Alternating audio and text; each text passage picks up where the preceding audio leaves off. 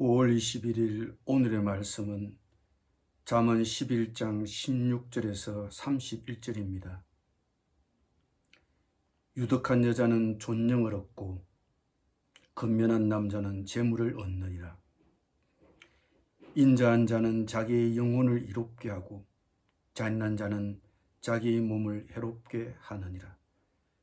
악인의 삭은 허무하되 공의를 뿌린 자의 상은 확실하니라. 공의를 굳게 지키는 자는 생명에 이르고 악을 따르는 자는 사망에 이르느니라. 마음이 굽은 자는 여호와께 미움을 받아도 행위가 온전한 자는 그의 기뻐하심을 받느니라. 악인은 피차 손을 잡을지라도 벌을 면하지 못할 것이나 의인의 자손은 구원을 얻으리라.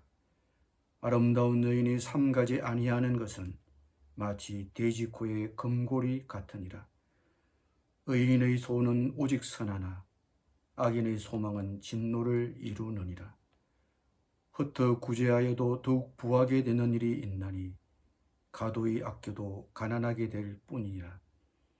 구제를 좋아하는 자는 풍족하여질 것이요 남을 윤택하게 하는 자는 자기도 윤택하여지리라.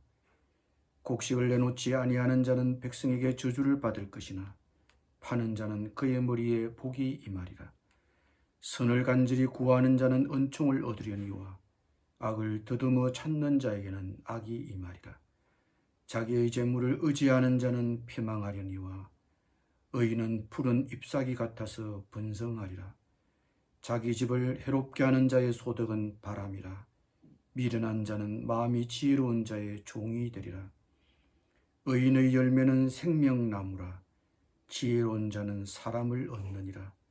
보라, 의인이라도 이 세상에서 보응을 받겠거든 하물며 악인과 죄인이리요.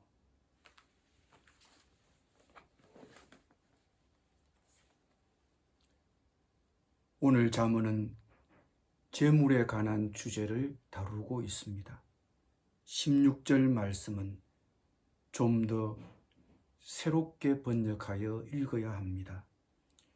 유덕한 여자는 존영을 얻고 근면한 남자는 재물을 얻느니라.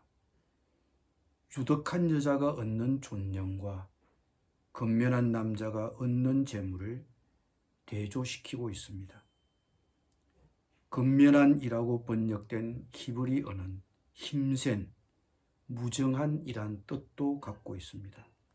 그러므로 16절이 반어적 평행법으로 대조를 이루려면 인자한 여자는 존영을 얻고 무정한 남자는 존영을 잃어야 합니다. 그래서 NIV 영어 성경에서는 이렇게 번역했습니다. 인자한 여자는 존영을 얻는다. 그러나 무정한 남자는 재물밖에 얻지 못한다. 그러므로 이렇게 해석될 수도 있습니다. 인자한 사람은 존경을 받지만 재물을 가져다 주지는 않는다. 그러나 그 인자한 성품 때문에 인자한 사람에게 재물이 따라올 수 있습니다. 24, 26절 말씀이 그것을 보여줍니다. 구제를 좋아하면 풍족해지고 남을 윤택하게 하면 자기 자신도 윤택해집니다. 26절 곡식을 내놓지 아니하는 자는 백성에게 저주를 받을 것이니 파는 자는 그의 머리에 복이 임하리라. 곡식을 내놓지 아니하는 자, 이는 매점 행위를 가리킵니다. 곡식 가격이 오를 것을 예상해서 한꺼번에 사놓고 팔지 않는 사재기 행위를 가리킵니다. 그러면 곡물 가격에 대단히 큰 영향을 미치게 됩니다. 이렇게 사재기하는 자는 백성에게 저주를 받는 것입니다. 나는 어떻게 상거래를 하고 있습니까? 그러나 선을 간절히 구하는 자는 은총을 얻습니다. 자신이 가진 재물로서 남을 윤택하게 하는 일이 무엇인지 힘써 찾는 자는 복을 받습니다. 그러나 악을 더듬어 찾는 자에게는 악이 임합니다. 재물을 모으는 일에만 집착하여 인색하거나 불의한 방법으로 재물을 모으는 사람에게는 보응이 따릅니다. 의인이 누구입니까? 28절을 보십시오. 자기 재물을 의지하지 않는 자가 의인입니다. 돈을 소유하는 것이 나쁜 것이 아니라 돈을 의지하는 것이 나쁜 것입니다. 돈을 의지하여 인색하게 불의한 방법으로 모은 사람들의 소득은 바람과 같습니다.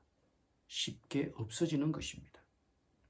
그래서 잠언 저자는 그 사람을 가리켜 미련하다고 했습니다. 나는 무엇을 의지합니까? 22절 말씀은 어떻게 보아야 할까요? 아름다운 여인이 삼가지 아니하는 것은 마치 돼지코의 금고리 같으니라. 언뜻 보면 아름다운 여인이 예쁘게 치장해도 교양이 없으면 천박해 보인다라고 생각하기 쉽습니다. 그러나 22절의 앞뒤 문맥을 보면 재물과 관련이 있는 구절입니다. 졸부들은 돈을 벌었다고 자기가 귀족인 양 생각하지만 교양이 없어서 천박해 보입니다. 마찬가지로 아름다운 여인이 돈 많은 것을 자랑해도 사리분별이 없으면 돈으로 치장을 해도 천박해 보이는 것입니다. 앞뒤 문맥을 고려한다면 이 구절은 이렇게 해석해야 될 듯합니다. 행위가 온전해야, 의로워야 그가 가진 재물도 그만큼 가치가 있는 것입니다. 의롭게 얻어야 진정한 재산이 되는 것입니다. 30절을 살피면서 마무리하려고 합니다. 의인의 열매는 생명나무라 지혜로운 자는 사람을 얻느니라. 지혜로운 자, 의로운 자는 영혼을 얻습니다.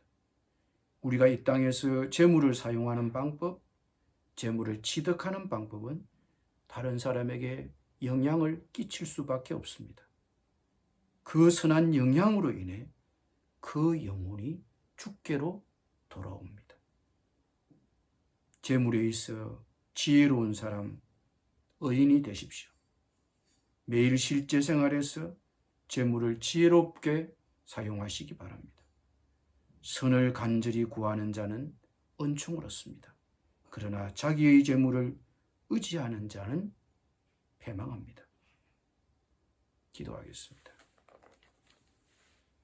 주님, 의롭게 벌겠습니다. 인자한 마음으로 나누고 베풀겠습니다. 지혜롭게 돈을 사용하겠습니다. 재물에 집착하여 인색하게 살지 않겠습니다. 선을 간절히 구하는 자에게 주시는 은총을, 재물을 의지하지 않는 자에게 주시는 번성을 허락해 주시옵소서. 예수님의 이름으로 기도드립니다. 아멘.